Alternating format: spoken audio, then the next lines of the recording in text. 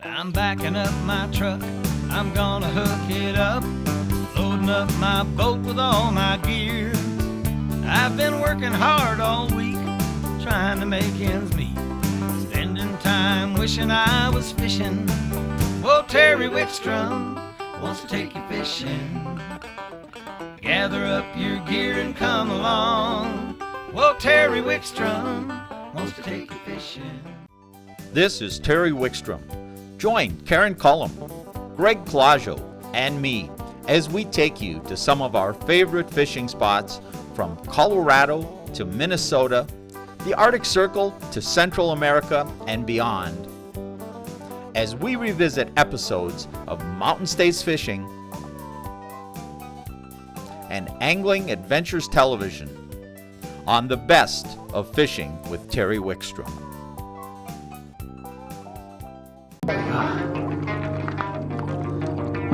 Was that about 6 pound fish? Yeah, 5, 6 pounds. Well, I tell you what, I don't know how you could not have fun catching these. We're out here today on Lagerman Reservoir, just outside of Boulder, and we're here for one of the hottest tournaments in the state of Colorado. Actually, this is what, the second annual Colorado bonefishing tournament? Second annual. You know, bonefishing, now you see these exotic pictures on TV and people think bonefishing, that's an ocean fish, but really what we're out here for is carp. That's right, Rocky Mountain Bonefish. And I'm with Brad Befus.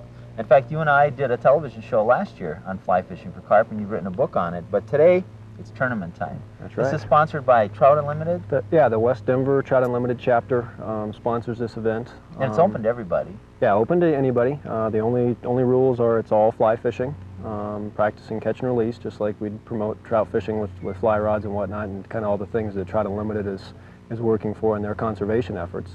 And kind of the main thing, I think the main reason they started it off last year was to kind of introduce people to a new game fish, a new species to kind of pursue on fly rod that maybe didn't have the most desirable reputation among fly rod anglers. So really neat thing that they're doing here. Well, I know you and Barry introduced me to fly fishing for carp last year, and it was just a tremendous amount of fun. You catch a lot of fish, you catch some big fish. That's right. And you can just have so much fun, and if you're going to catch and release anyway, I mean, the tug of that fish on your line, I mean, how many people ever get to catch a 10-pound fish on a fly rod? The average guy really probably does. That's right. And you make this, in this setting, it's a tournament, and a tournament is kind of tongue-in-cheek. It gives some prizes away, but it's really a fun day. Sure, yeah, these guys are just out here having a good time. I'm sure some of them want to win and compete, that's why they're here, but they're also here to learn about fly fishing for carp, to practice their fly fishing skills, a little camaraderie, and have a good time. Absolutely, you bet. Well, we're going to get on, we're going to go watch some of these people fish, we're going to see Brad give us some tips, and join us and see what you think about fly fishing for carp and the Rocky Mountain Bonefishing Tournament. It's got good numbers of fish, not necessarily real large fish. I mean, I think a couple people hooked up on some bigger fish last year, but I mean, this is a good place to start. And I've seen a lot of people out here because there's a lot of fish. They're usually pretty willing to take the fly. So it's a good place if you want to go. We're at Lagerman Reservoir, by the way, but it's a great place to catch maybe not the biggest fish, but to really get into fly fishing for carp. It's a good place to go try it. It's a good learning area, and just kind of a good school lake.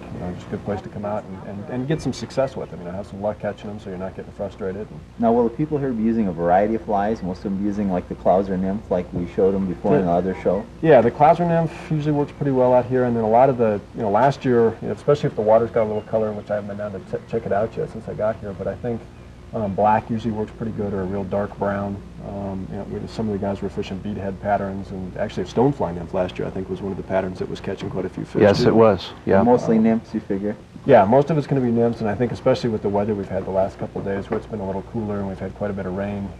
They may not be a whole lot of fish in the shallows early this morning, but things will kind of pick up here as the temperatures warm up a little bit. Are they affected by cold fronts like the bass and the walleyes and the other warm water species? The cold fronts that come in and settle doesn't seem to affect them as bad as like summer months, when you get a thunderstorm or something where it comes in real quick and goes through. That'll usually kind of shut them down for, it seems like, for a longer period of time than like what we've had here the last couple of days, or even this weather this morning. When it's kind of cloudy and overcast, and we've got a low pressure, we've had some rain and stuff, they'll still feed pretty actively. Yeah, because it's been kind of consistent weather. It hasn't been like a big run-up. It's just been ups and steady. downs. Yeah. Exactly. Okay. Well, you guys got to get people signed up and out there. I'll let you get to it. All right. We'll have lunch about noon. Hamburgers, hot dogs, and pop and chips and so forth. And the prizes, We're going to ask that you measure and record each fish that you catch. Okay. And of course, we're releasing everything. And we'll count it up at the end of the day. Most fish, cumulative inches, largest fish, and we'll repeat that cycle a couple of times, and the prizes are going to be Brad's book, Carp on the Fly. You're going to want some instruction somewhere along the way about casting and so forth. Is that correct? Oftentimes, you can put the leader through the guides, but if you should happen to lose it, it all comes sliding right on through. So I would suggest you just kind of put a little bend in your line. All right. And go through the guides.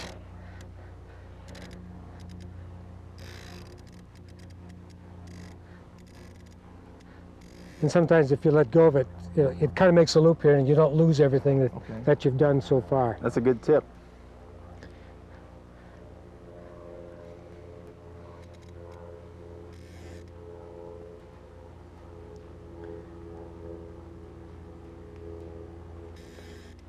Then just go ahead and pull the leader on through.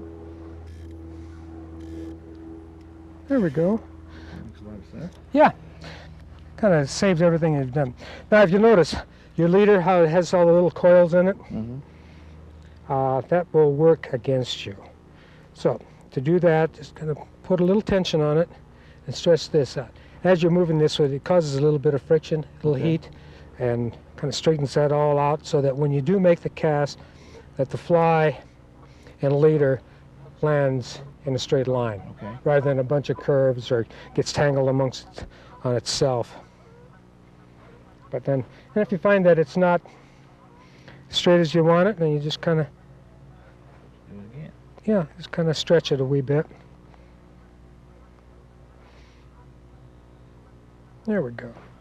My suggestion to you, Dewey, is when you have brought your line in and you need to go for a recast, and even while you are retrieving, that you have the tip of your rod in a lower position. Okay. This works for us in many different ways. Should we, as we are retrieving the line, get a bite or strike onto our fly, then we have this portion of space to set the hook. Okay. If we are in this position, then we're really kind of out of time and out of sync up in here. Additionally, when you're in this position and you want to pick your line off of the water to begin another cast, we can get it all in motion from here. We have all of this space to work with. Okay. Right. Now, let's assume that that's the cast that we want. Okay. And we're fishing now, and we need to move that fly in some kind of a manner that is going to entice a fish to come and nibble on that thing. All right. I suggest pinch this way, reach over, and this way, and then drop it. And that is moving our fly out there to imitate some aquatic life. That's one way of doing it. Okay. Much better. Okay, this pinch, twist, or whatever, that's one way. Another way is that you can have it under there, and then you can, with your left hand, pull just a little bit like that. Okay. That's a lot easier. Yeah. And then when we do get a strike, it's just a matter of pinching down on it like that, and you're in control.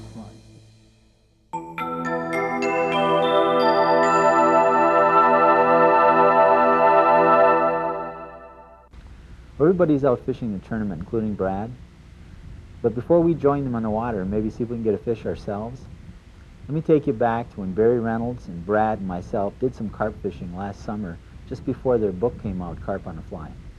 How many people spend days fishing without getting a bite and never fighting a fish, much less a 10-pound fish? That's right. And here you're out here. This is great. I think I'll wait. I think he's gonna be a while with him. Boy, they're strong. A little more juice to it.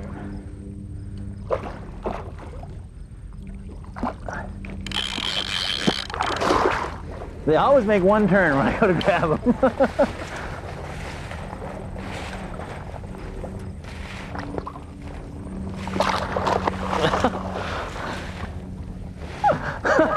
Boy, they're strong. Don't try this at home. We are professionals.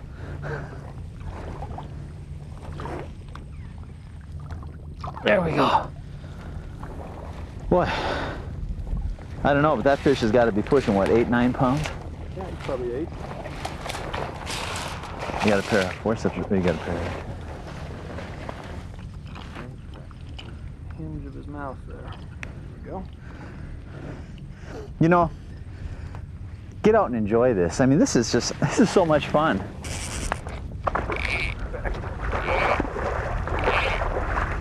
He doesn't want to come over here. Well, that's a nice one. Oh, look at that fish. Oh, man. God. Had any fun lately? Oh, let's get him up. He's going to splash me. There we go. That's close. That's got to be, what, 8 pounds? Yeah, there's another one about 8. I tell you what, you've got to get out and enjoy this. I mean, if you want to catch some big fish, just have fun and have the time of your life, try fly fishing for carp, because it's a blast. I tell you what, I fished bass and walleyes and muskies, and these things pull as good as anything I've ever caught. And this isn't even a big one. Well, it's my first carp on a fly rod, and man, do they fight.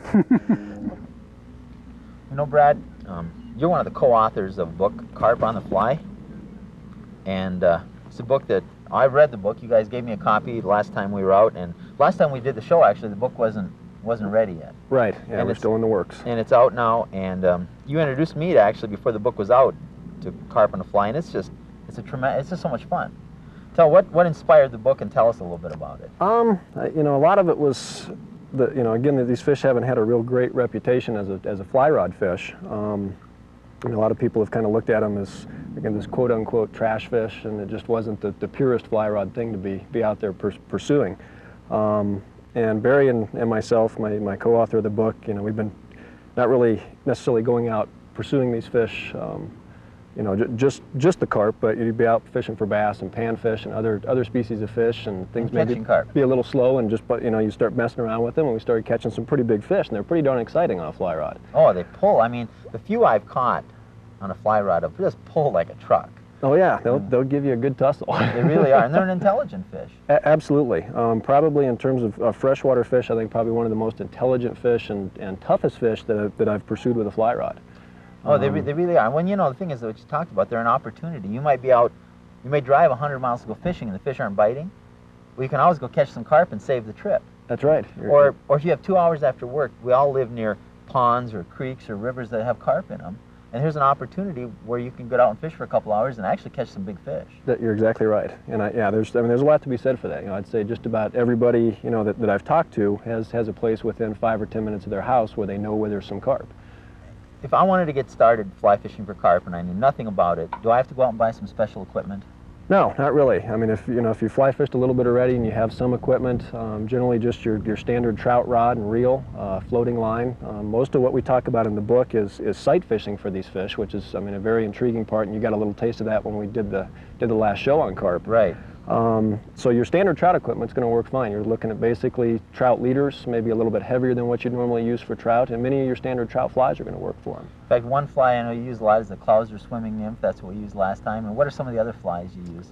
Things like woolly buggers and a lot of the beadhead nymphs that we use for trout. Things like beadhead prince nymphs and hare's ears work extremely well for them. A lot of the leeches, many of the other still water patterns that you'd use for bass and panfish and trout. And I mean, it's flies that people usually already have in their boxes. Yeah, because people don't realize that carp eat a lot of, they don't just root around, they eat a lot of live animals, and crawfish and minnows and insects and things that are in the water. Absolutely, you bet. And you know, we even cover some of the kind of the oddball type flies in the book, things like cottonwood seeds and, you know, some of the terrestrial plants and like mulberries and things. I mean, they'll feed on just about everything. So we've kind of trying to develop a few fly patterns to imitate some of these off the wall food items, because they'll eat just about everything. They're very opportunistic.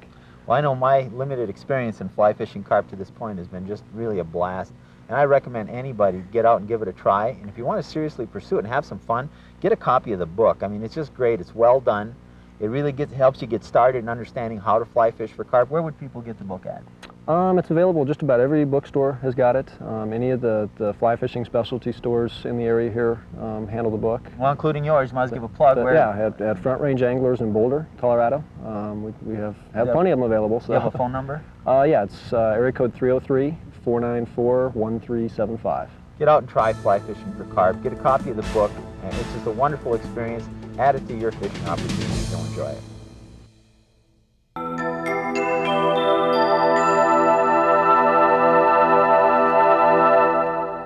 I pretty much fish year-round. It's my job. I know people feel sorry for me, and they really, you know, I get a lot of sympathy because I have to go out and I have to ice fish, and I have to fly fish, and I have to be out in my boat. But you know, it's my job. My burden in life is to research these opportunities. That's right. So that other people get a chance to enjoy them. That's right. And of course, I am obligated to work hard at it and do a lot of it. Yeah, they're real spooky, and the fact that there are people here will really cut their chances down. But it's warming up a little bit. Maybe it'll be quite a bit better. They'll start coming in here. And, yeah, with the sun warming it up, the activity level might pick up a little bit. So we're going to good. try here and just go offshore a little bit and work our way around. Yeah, I think we can just kind of wade in right here, and we'll wade not too deep, but see if we can kind of extend our field of vision here. And if we see them, we'll go for them.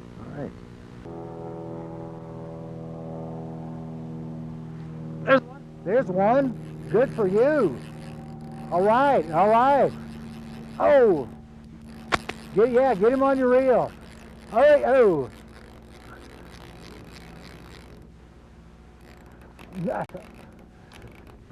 It's a bass. No, it's a bass. It's a bass. All right. Even when I'm carp fishing, I catch bass. Well, I'm not in the tournament, so it doesn't matter what I catch. Well, we could sneak you into the tournament. Yeah, well, if I catch another one, I'll run up there and pay real quick. Okay, good idea. You know, that just demonstrates the diversity of fishing that exists in Colorado and the different ways you can go enjoy it. I mean, we're out here really fishing for carp and just throwing a kind of a generic nymph, the clouser swimming nymph that imitates a crawfish or a minnow, and you never know what you're going to catch, and just having a good time. And you can get out and enjoy this too, so you should try it. And you get to meet people, and some of them are nice. Some of them, yeah, you know, like Not the guy. quite so nice. Yeah, you gotta, of course, my cameraman with me, you know, it's tough. We get. Yeah, well. He turns off some of the people right away, so you got. I think he ate 4 other people's lunch at the buffet thing today, or at the barbecue. So, but you know, what can I do? He works for food, and we're on a low budget, so. Yeah. There we go. There we go. There's one. Little fish, whatever it is. They're all fun on a fly rod, though. Everything pulls hard on a fly rod. Another little bass. This has been fun. Come here. Well, I tell you what, catching anything on a fly rod is fun because of that light line and that long rod they just pull.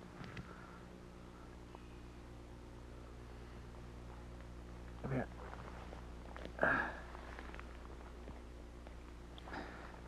Another little largemouth bass.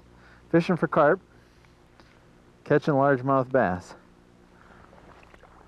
It just shows you that you get out and present something generic like this, and in a lake, some of these ponds and small lakes around, you never know what you're going to catch. Somebody caught crappies already today. There's trout in these lakes. You could catch just about anything, and we're just having a good time doing it. I'm going to get back and see if I can catch what I'm trying to get, one of those carp. I would have thought you'd never hear me say that, I'll bet. But you never thought you'd hear me say that I don't want to catch a bass, I want to catch carp. That just shows you how times change. I haven't been fly fishing for a long time.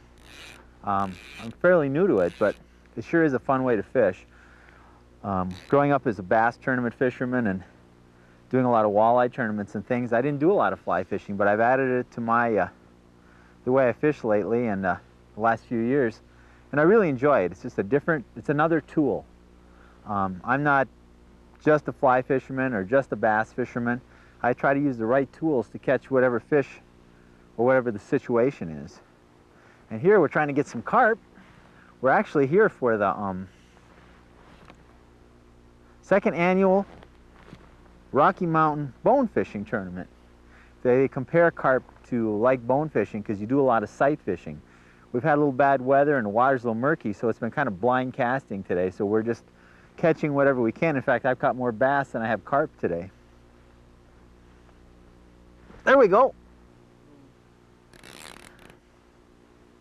Boy, this feels like a better fish. I don't think this is another bass. It's a big one.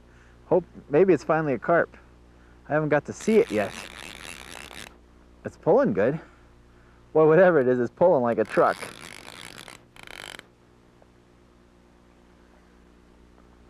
What is it? Oh, it's a walleye. A walleye on a fly. A nice walleye.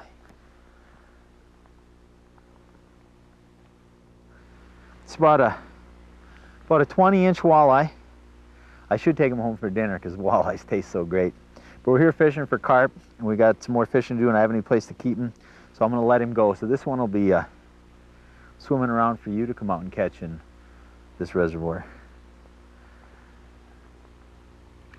And there she goes. That was fun. Walleye on the fly. Maybe I'll write a book. No, I think Barry's already covered all that stuff. I'm going to get back and see if I can catch some carp. I think I'll move to another spot. There's all nothing but walleyes and bass here.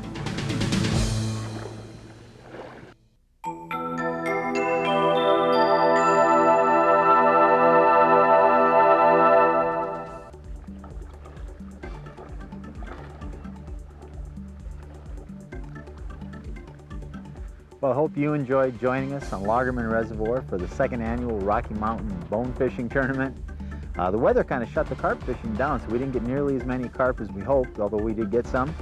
The people had a really good time, and you got to see us catch bass and walleyes on a fly. It just shows you if you get out and do a little fishing and try different methods that you can have a lot of fun and catch some fish. So you get out and enjoy the many fishing opportunities that exist in the Mountain States region, and join us next week on Mountain States Fishing Connection.